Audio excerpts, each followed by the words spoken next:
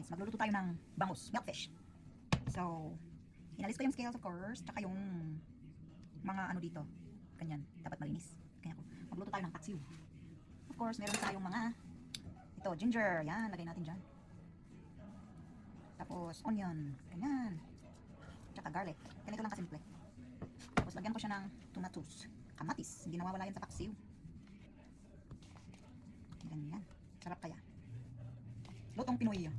Paksiw na bangus. Or pwede rin maging sinigang yan pag dagdagan mo lang ng tubig. Tapos lagyan ko siya ng fish sauce. To balance the umami. Tapos of course, wala akong white vinegar na yung regular. Gagamit ako ng rice vinegar.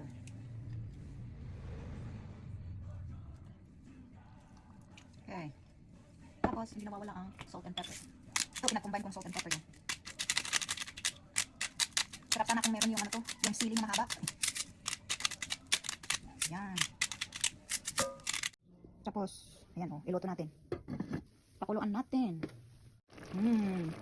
Kaya na to, tikman natin kung masarap.